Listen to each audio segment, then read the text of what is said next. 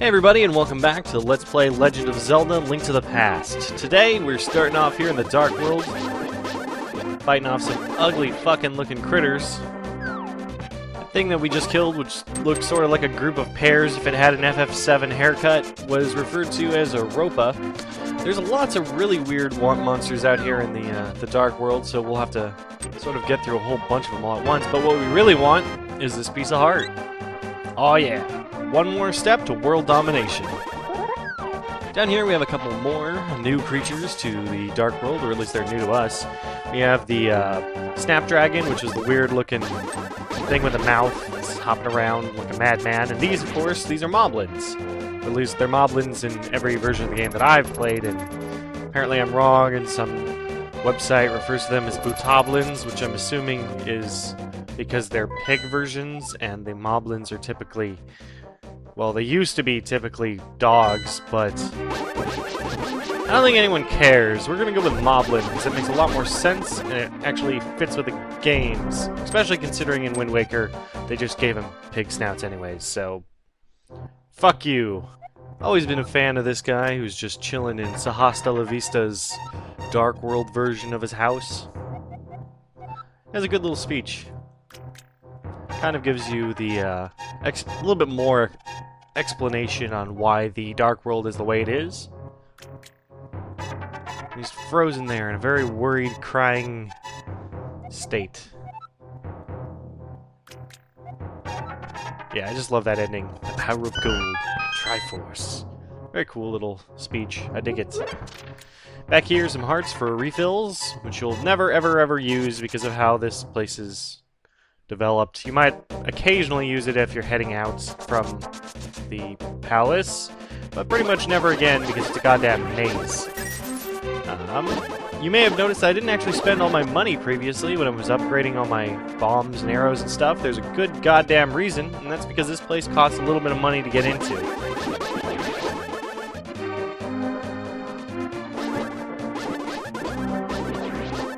The first of the real challenging palaces, and as you can see, there's also, it's really just the first that actually has any sort of difficulty in getting to it. And this is Kiki the Monkey. Kiki the Monkey loves rupees, and you know what? I'm willing to help out a primate in need. Anyway, they decided to fill it with fucking enemies. We got a Moblin spinning around in corners back down there. Fuck! That Ropa decided to just ruin everything, and down there there's a Hinox or Hinox. No clue how to say that one. He's down there throwing around bombs, being a jerkwad. Now we gotta pay another 10. Yeah. These rupees are hard to come by. They don't just pop out of thin air. But they don't. They pop out of thin air when I pick up a pot or kill something, but they don't just pop out of thin air. Jerks. And here's the entrance. This is, of course, why you need Kiki, because without him, if you try to open it yourself, you get fucked. Doesn't do it. Why? Why, you ask? Because you can't do this.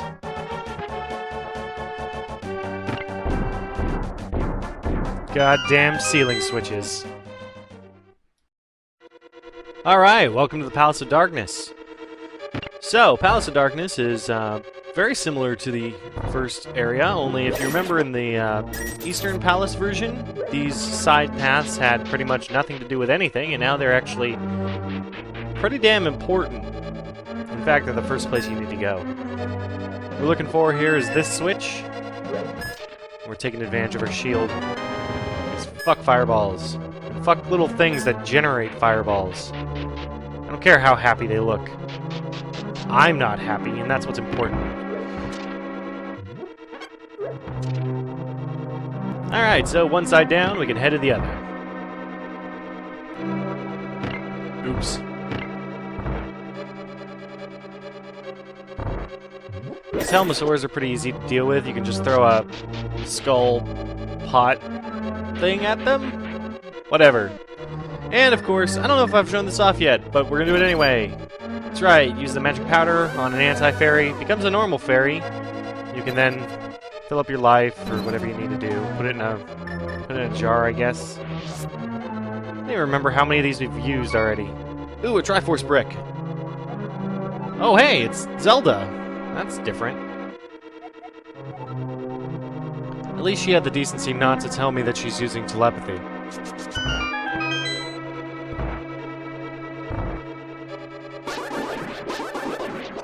Thankfully, with the sword laser, we can kill the blue Baris even while they're going all electrical. And this dungeon has some new stuff, which is that you can actually blow up floor panels. And if you jump in there, you get hurt, so don't do it. It's kind of stupid. These guys you may remember from earlier Zelda games. They're the Gorilla. I think this is actually their last appearance, and they don't even work like they used to, where they had boomerangs. Now they're like mime mimics from Link's Awakening, where they just follow your move. I guess mime mimics are like them. Whatever. This section, sometimes, if you get lucky, you could just dash through it. I'm not that lucky, so... yeah, that would have been bad. That was bad. Whatever. You make it through relatively unscathed. Now these guys, the red Bari, they're a little bit different than the blue ones, which we'll see here in a second, once I've opened up the walls here. But as you kill them, they turn into two Biri, which are the little tiny ones, and they also can still electrocute and be little bastards. And they're much easier to not pay attention to, and you accidentally swing your sword and get hit, and it's not very fun. But you can kill, like, several at once, which is pretty cool. Anyway, this is the reason we came over here. We do need the second key. It makes things a lot easier, in my opinion, if you have this key first, rather than trying to get it later when it just sucks.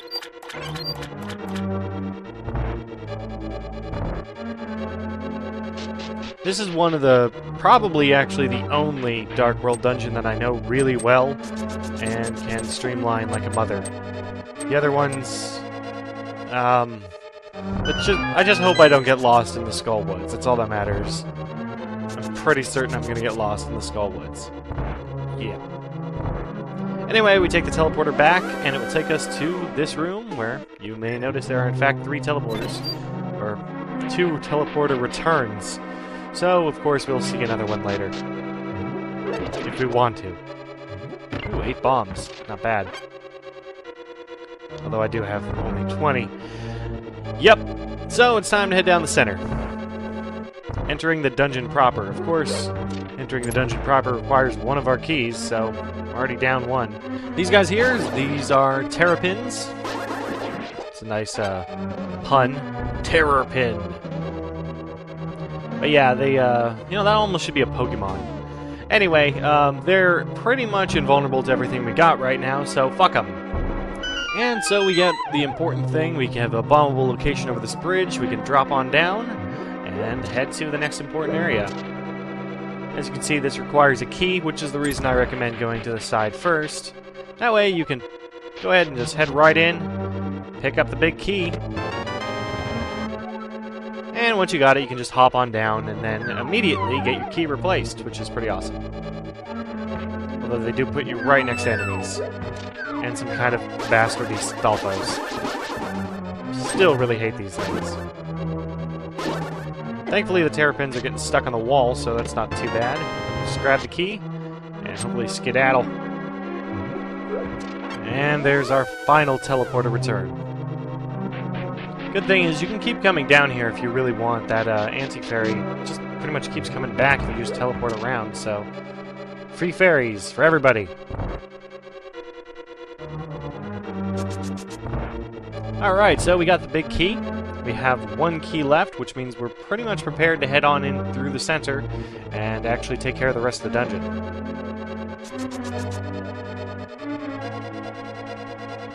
Also, free key! Now, if you've done this right, you don't have to worry about that switch. You can just head on straight through, open up this door, and you're pretty much going to use both your keys right away after killing this Helmosaur. So as you can see, there's a key right there, or a door right there. A door that needs a key. Because otherwise, what I'm saying makes no goddamn sense. Blue Kadongos, red Kadongos, green Kadongos, whatever the hell they are, they all kind of work the same. There's no even real health difference, as far as I can tell, so... I don't know, enjoy the palette swaps.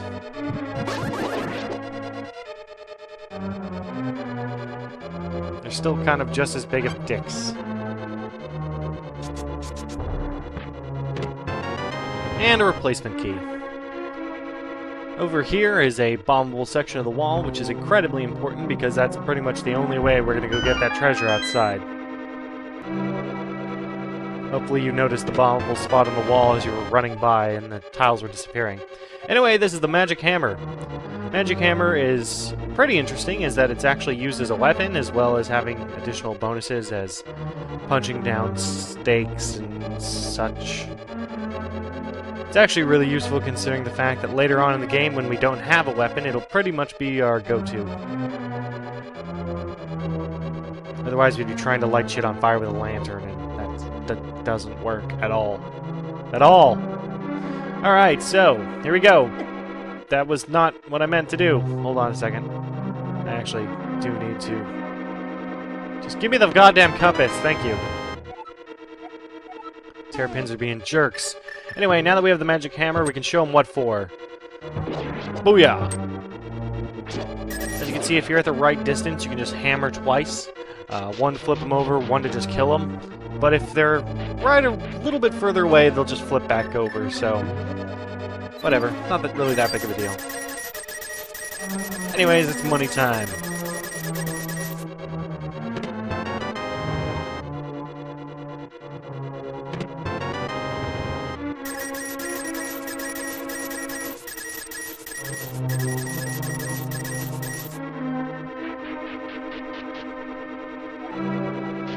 So, I'm sure you're wondering, is that it? No, that's not it. You weren't even wondering that. Here's a wonderful statue you can use, and if you push that brick too far, it gets really, really annoying.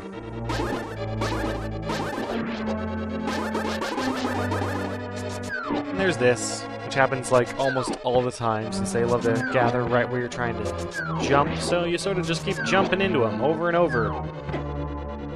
But that red one has like way too many, way too many hit points for that, and I just don't recommend it at all.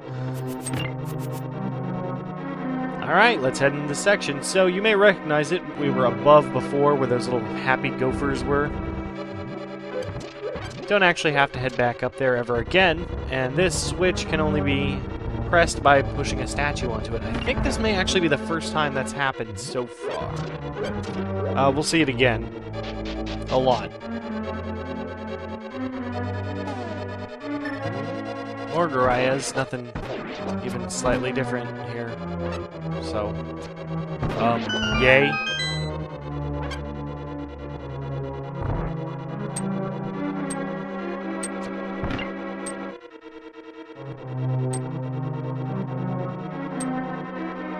And of course, another shoot the Igor statue in the eyeball to reveal the passage kind of thing. Although this one's really slow.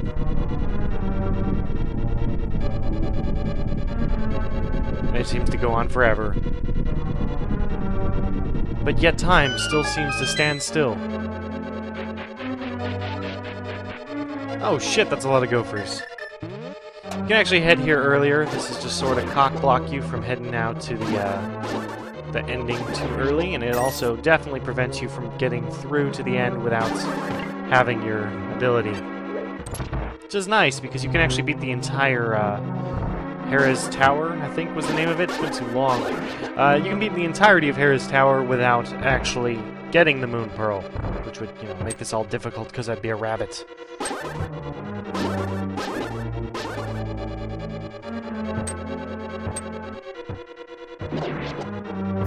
Now here you can see the whole hammer flipping back thing not working really how I want it to work at all. But I'm also too lazy to swing twice with a sword, so there's that.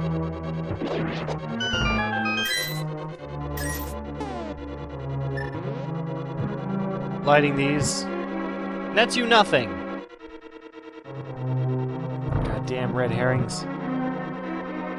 Again, nothing. Just makes it really bright.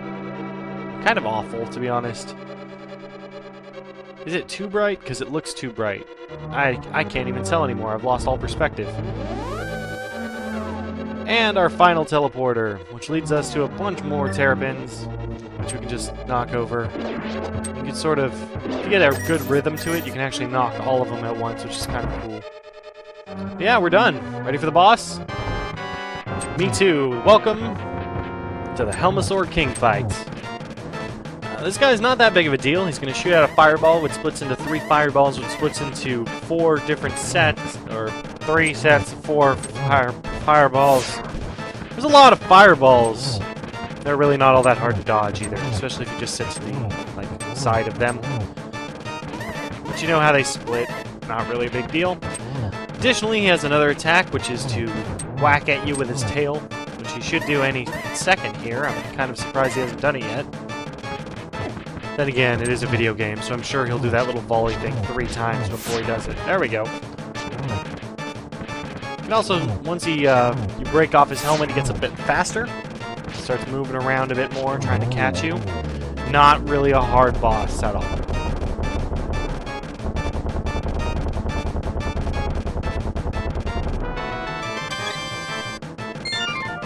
And there we go. We got a... What the fuck is this thing?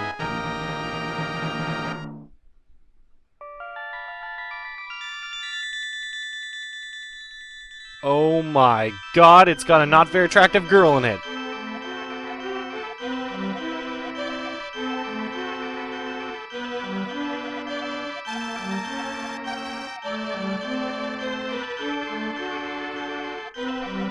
In case you haven't been picking up on it, this game is actually the first one to actually start expanding upon Ganon, giving him a life as Ganondorf, a boss of thieves, before he eventually turns into Ganon for ruling the world and such. Of course, Ocarina of Time is what's going to expand on this further and turn it into a real concept, rather than what's kind of sketchy here.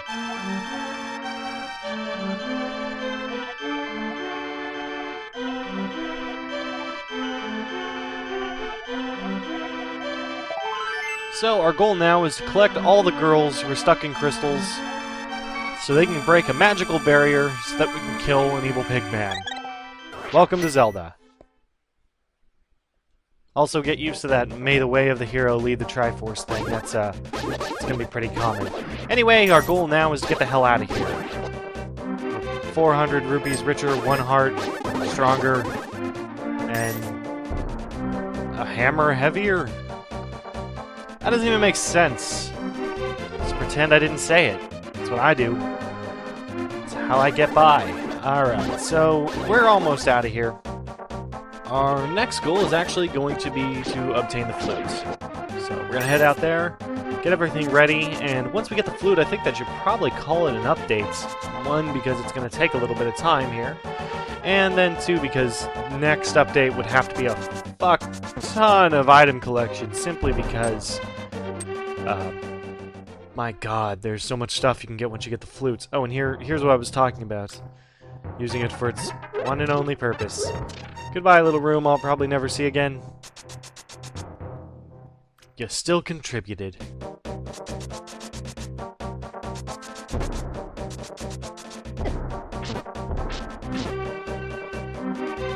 Sorry, getting a little lost in the music. Where we need to go is over here. First. Sorry, got a little distracted. This spot you may have actually recognized in the light world. It was a triangle spot of shallow water. Very Triforce shaped, or Uniforce shaped. And here we have a sleeping dude under the bridge. This sleeping man apparently knows Link. Don't know how. He's got a sweet beard. And a sweet bottle. So that's the 3rd bottle. You can actually get this a lot earlier if you jump out and swim around when you have the flippers. I kind of waited because I knew I'd have to be here anyways. And to be fair, I haven't really used that many fairies or potions, so whatever. It's alright. It's alright? It's alright. These dudes down here, these are Taurus. Taurus, like everything else, come in different colors and different difficulties. Blue ones, of course, are going to be our easiest, and they're kind of just like the middle ground soldiers from earlier. That, by the way, is a Stal. It's a fake rock. As you can see, the rocks have now turned into little skulls, and every now and then one will jump up and try to bite you, because that's how the Dark World operates. Also, they can be hidden in bushes. That's another thing, also. Anyway, yeah. This is our home. At least it used to be. In the Dark World, it's a goddamn bomb shop. Take that, Link.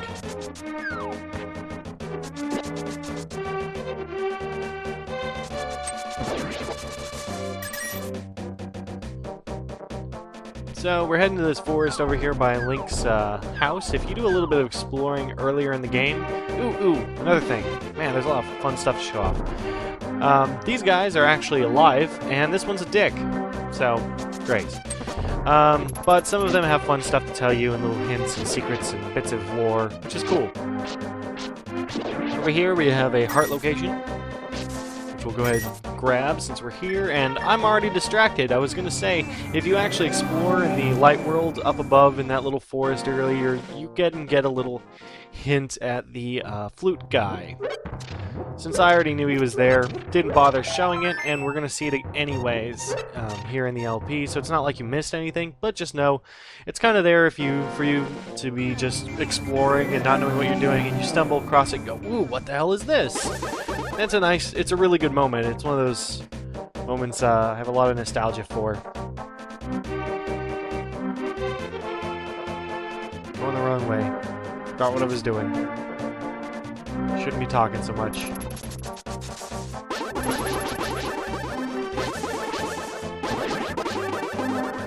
Alright.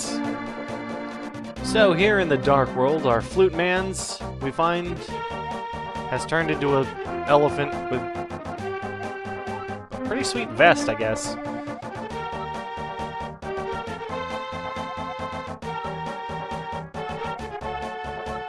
Hell yeah, we will. And we get a shovel for our efforts. Of course, we need to head to the light world now.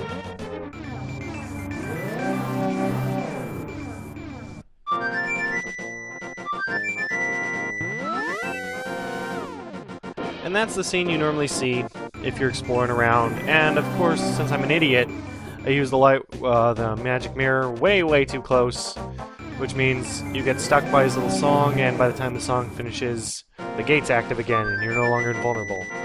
There we go. This is what it should look like. There's like 2 penguins, some rabbits, a chocobo, all chillin'. Anyway, I'm gonna go find his flutes. There it is.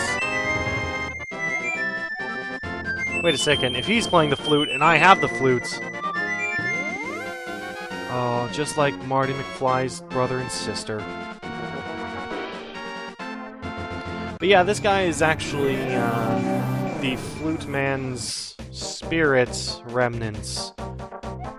That sounds gross. Let's get rid of it. Since he's now an elephant, he can't play the flute, because elephants don't play the flute! Okay? They play the trumpet. Yeah, we play the flute for him.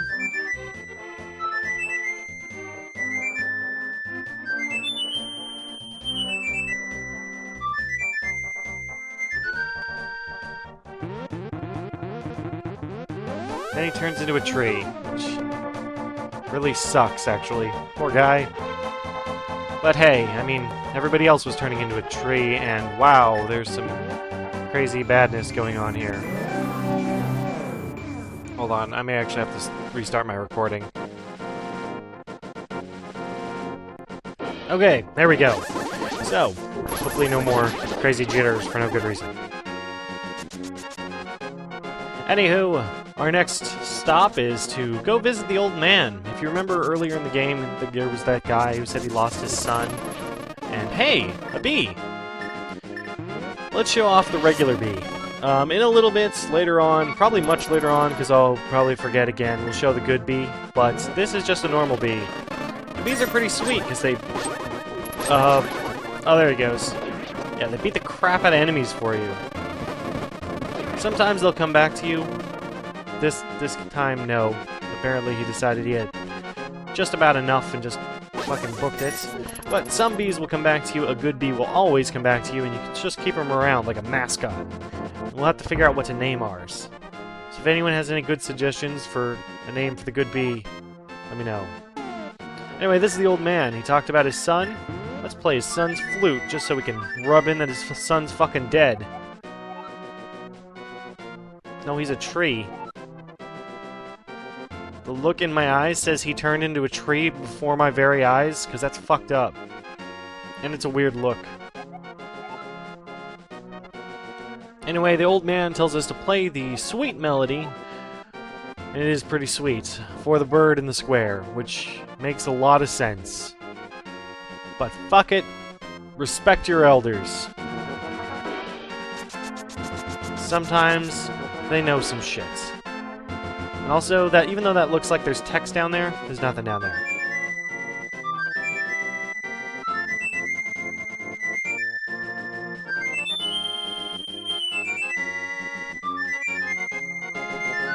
And with the magical melody, that rooster turned into a duck.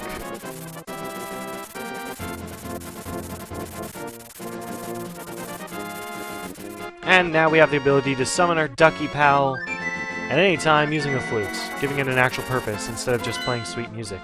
Sweet, sweet music. Anyways, I'm gonna stop off at the house, pick up a snack, chill for a little while, catch something on the TV. Anyways, see you next episode.